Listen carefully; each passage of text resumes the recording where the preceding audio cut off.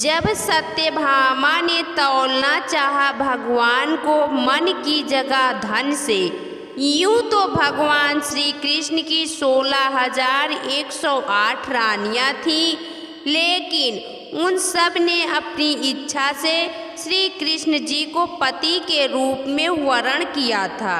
उनकी 3 पटरानी थीं जिनसे उनका विधिवत विवाह हुआ था, रुक्मणी, जामवंती तथा सत्यभामा। उन सब में से श्री कृष्ण सबसे अधिक प्रेम सत्यभामा को करते थे। शायद इसी कारण सत्यभामा को उनके इस प्रेम और उससे अधिक अपने रूपवती होने पर बड़ा गर्व था। उनके मन में सदैव यही विचार रहता था कि अत्यधिक रूपवती होने के कारण ही श्री कृष्ण उनसे सबसे अधिक प्रेम करते हैं। ये बात श्री कृष्ण को कुछ उचित नहीं लगी। उन्होंने सत्यभामा के इस भ्रम को दूर करने की योजना बनाई। इसी को पूर्ण करने के लिए उन्होंने नारद जी को गुप्त संदेश देकर अपने पास बुलाया और एक दिन घूमते हुए प्रभु दर्शन की इच्छा से जब नारद जी उनके महल में गए तो सबने उन्हें प्रणाम किया तथा यथोचित उनका सम्मान करके उनके सम्मुख खड़े हो गए। यूं ही बातों बातों में सत्यभामा ने कहा कि हे महर्षि, आप मुझे आशीर्वाद दीजिए कि अगले जन्म में भी भगवान श्री कृष्ण ही मुझे पति रूप में प्राप्त हों। नारद जी बोले, हे देवी, ऐसा हो तो सकता है, परंतु इसके लिए कुछ नियम हैं। तब सत्यभामा ने कहा, हे महात्मन, ऐसा क्या नियम है, आप मुझे बताइए। मैं अपने प्रभु को जन्म जन्मांतर को पाने के लिए सारे नियमों का पालन कर सकती हूँ।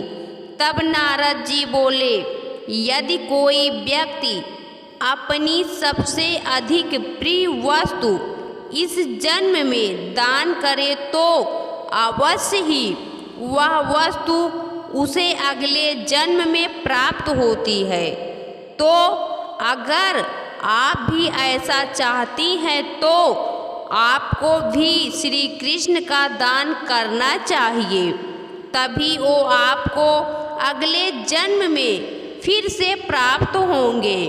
तो फिर मैं प्रभु को किसे दान करूं?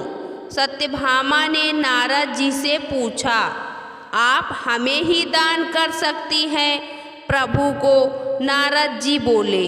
यह सुनकर सत्यभामा ने श्री कृष्ण को नारद जी को दान रूप में देने का निश्चय कर संकल्प कर दिया। जब अपने दान की वस्तु साथ ले नारद जी स्वर्गलोक को जाने लगे तो सत्यभामा को चिंता हुई।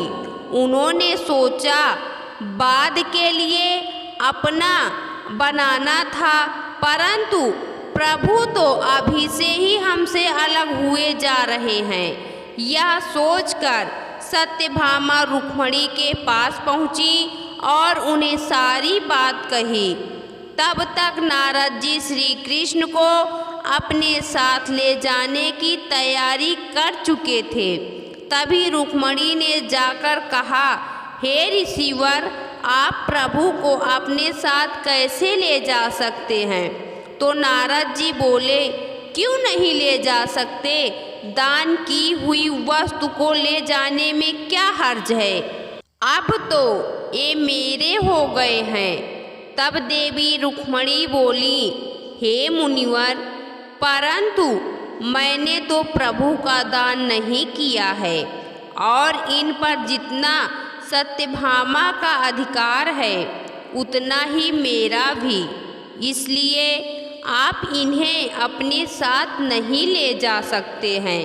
इस पर नारद जी बोले, हे देवी, आपकी ये बात तो उचित है, परंतु सत्यभामा ने इन्हें दान स्वरूप मुझे दिया है, इस कारण ये अब मेरे हैं, ये बात भी अनुचित नहीं है।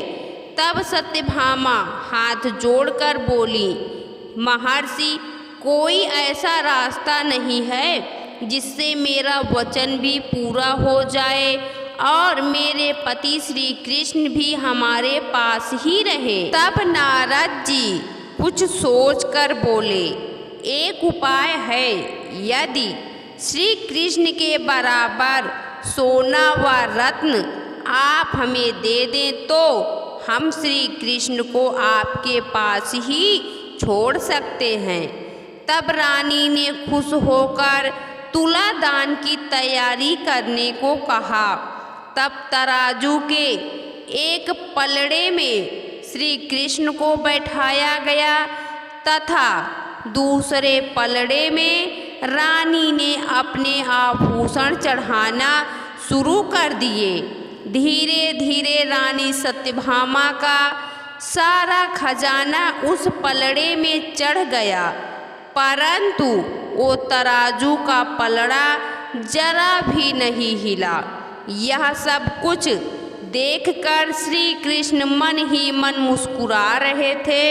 वहाँ खड़े लोग आपस में तरह तरह की बात करने लगे। यह देख सत्यभामा ने कहा, यदि मैंने इन्हें दान किया है तो उबार भी लूँगी। यह कहकर उन्होंने अपने सारे पहने हुए आभूषण भी चढ़ा दिए, पर पलड़ा नहीं हिला। यह देखकर वह बड़ी लज्जित हुई और अपने किए पर पछतावा करके रोने लगी। यह देखकर श्री कृष्ण ने रुक्मिणी जी को सत्यभामा की सहायता करने का इशारा किया। रुक्मिणी जी ने उनके इशारे को समझ लिया। वहाँ मंदिर में गई और वहाँ से वह एक तुलसी की पत्ती ले आई तथा उस पत्ती को स्वर्ण आभूषणों के पलड़े में रख दिया। तुलसी दल रखते ही तुला के दोनों पलड़े का वजन बराबर हो गया। यह देखकर रानी सत्यभामा बहुत शर्मिंदा हुई। उन्होंने श्री कृष्ण तथा अन्य रानियों से क्षमा मांगी। उन्हें अपनी भूल का एहसास हो चुका था। यह देखकर श्री कृष्ण बोले, जीवन में अगर कुछ करना है तो निस्वार्थ प्रेम करो।